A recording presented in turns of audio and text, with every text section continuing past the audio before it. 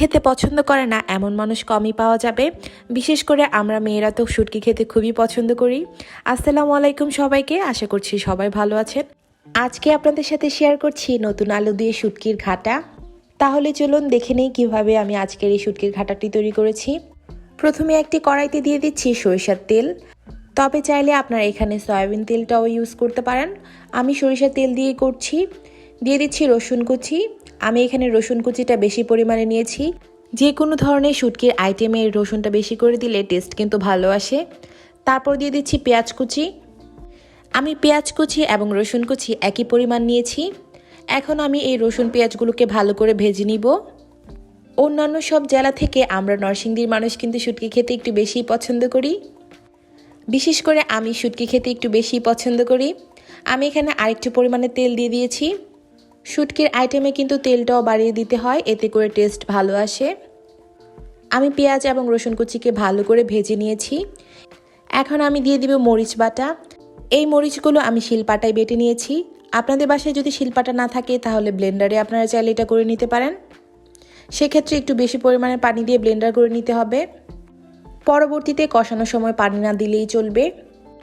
মরিচ বাটা ভালো করে মিশিয়ে নিয়ে এই পর্যায়ে দিয়ে দিব স্বাদমতো লবণ। তারপর আমি সবগুলো উপকরণকে ভালো করে ভেজে নিব। ভালো করে ভেজে নিয়ে এই পর্যায়ে আমি দিয়ে দিচ্ছি 1/4 কাপ পরিমাণ পানি। আর মরিচ বাটার ঝামেলা যদি আপনারা করতে না চান সেক্ষেত্রে আপনারা গুঁড়া মরিচটা দিয়েও করতে পারেন। তবে আমার মনে হয় শুটকির যে কোনো ধরনের রেসিপিতেই বাটা মরিচটাই বেশি টেস্ট ভালো আসে। তারপর দিয়ে দিচ্ছি হলুদের গুঁড়া। আমি এখানে 1.5 চা চামচের মতো হলুদের গুঁড়া ব্যবহার করছি। আর এখানে কিন্তু ধনে গুঁড়া ব্যবহার করা যাবে না। যে কোনো ধরনের শুটকির রেসিপিতেই ধনে গুঁড়া ব্যবহার করা যায় না, শুধুমাত্র মরিচের গুঁড়া এবং হলুদের গুঁড়া দিতে হয়। এখন দিয়ে দিয়েছি পানি। আমি অল্প পরিমাণে পানি দিয়ে দিচ্ছি। পানি দিয়ে ভালো করে নেড়ে মিশিয়ে নিয়ে এখন আমি দিয়ে দিব শুটকি। আমি এখানে চাপা শুটকিটা ব্যবহার করছি, আপনারা চাইলে যে কোনো ভেজা শুটকিটাই ব্যবহার করতে পারেন। আমি টোটাল এখানে 1 কাপ পেঁয়াজ কুচি এবং 1 কাপ রসুন কুচি নিয়েছিলাম। এই 1 কাপ পেঁয়াজ কুচি এবং 1 কাপ রসুন কুচির জন্য আমি এখানে 6টা চাপা শুটকি ব্যবহার করছি। এখানে আমি নতুন আলুটাও ব্যবহার করব, তার জন্য আমি শুটকির পরিমাণটা একটু বেশি দিয়েছি। আপনারা চাইলে এর থেকে কম বেশি দিতে পারেন। আমি এখানে 1 কাপ পরিমাণ আলু কুচি দিয়ে দিচ্ছি।